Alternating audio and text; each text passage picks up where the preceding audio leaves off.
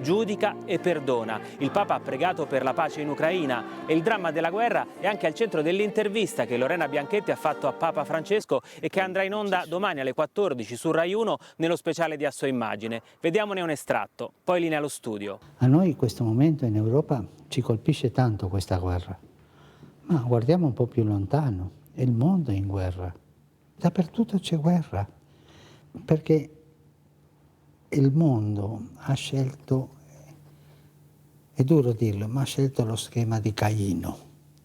E la guerra è mettere in atto il cainismo, cioè uccidere il fratello. Lei più volte ci ha messo in guardia dal modo in cui il male agisce.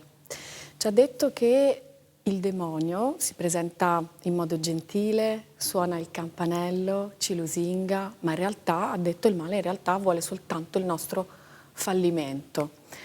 Con il demonio non si dialoga e allora le chiedo, proprio alla luce di quanto stava dicendo, come si possono trovare forme di mediazione, forme di dialogo con chi o comunque con coloro che desiderano e che inseguono soltanto la sopraffazione?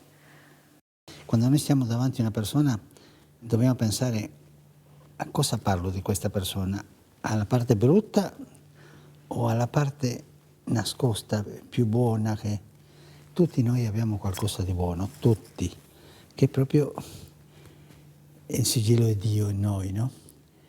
E mai dobbiamo dare per finita una vita, no? Finita nel male, questo è un condannato.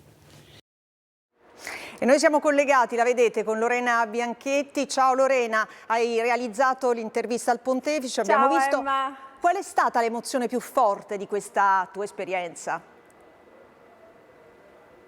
Guarda, quello che mi porto con me è sicuramente l'umanità di questo pontefice, la spiritualità la conosciamo, ma l'umanità, la generosità, la disponibilità, ma soprattutto l'eco delle parole che poi continuavano a risuonare il giorno successivo all'incontro, parole che non vedo l'ora di condividere domani proprio su Rai 1 alle ore 14 con tutti i telespettatori, con la Rai, l'azienda per cui lavoriamo e che ci sta tanto a cuore, e naturalmente con tutta la mia redazione di A Sua Immagine. Quindi l'appuntamento alle ore 14 domani proprio su Rai 1. La vedremo assolutamente, grazie Lorena. Andiamo avanti, la prima tranche da 21 miliardi di euro.